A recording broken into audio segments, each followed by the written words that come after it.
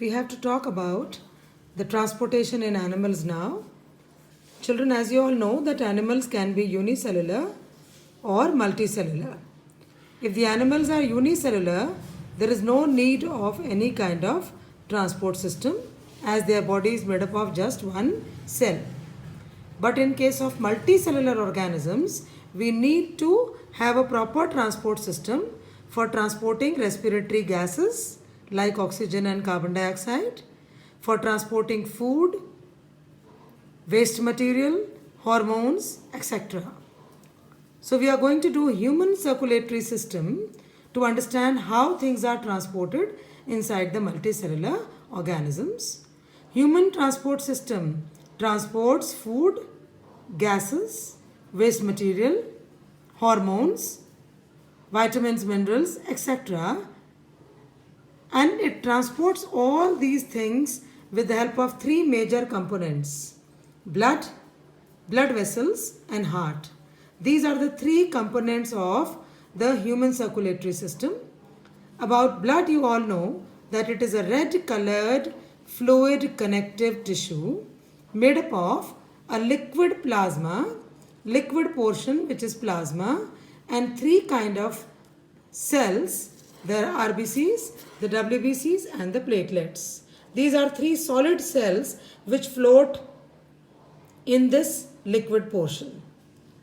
If you talk about plasma, it is made up of 70 to 80% water and remaining 20 to 30% important proteins.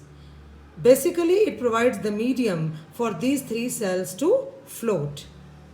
RBCs, red blood corpuscles, scientifically known as erythrocytes. They are the smallest cells of our body. They are spherical in shape and they contain the respiratory pigment hemoglobin. And because of the presence of hemoglobin, RBCs mainly do the function of carrying oxygen.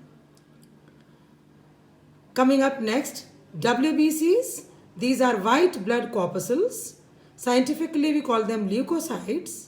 And WBCs are known as the soldiers of our body because they help to fight against diseases.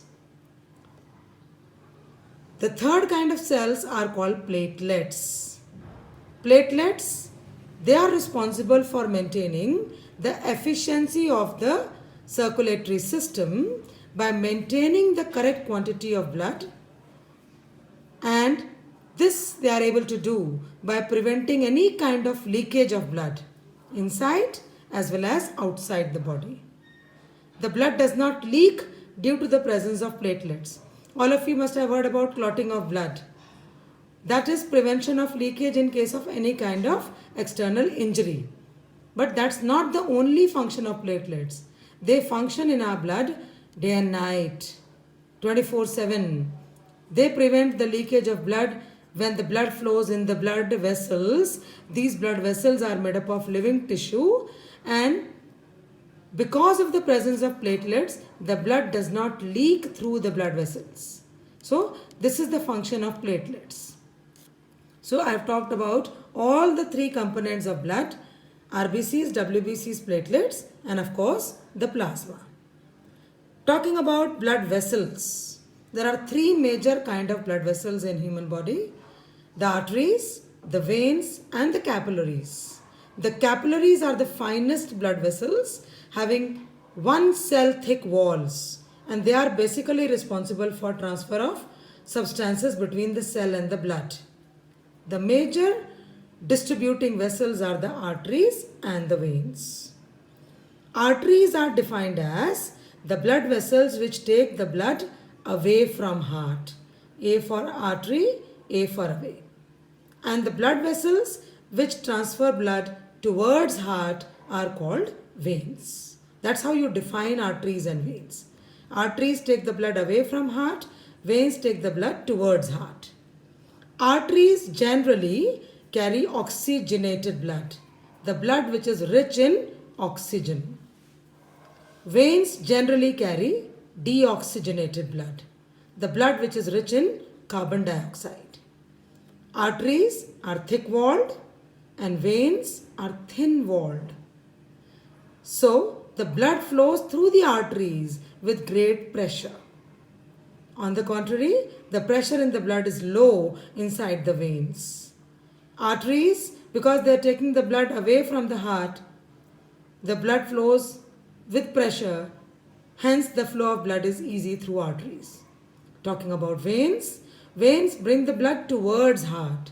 So in order to prevent any kind of backward flow of blood, the veins contain valves. These valves, they open only in one direction and hence prevent the backward flow of blood. This is about the three blood vessels. We'll talk about heart, which is the major pumping organ, in the next video. Thank you.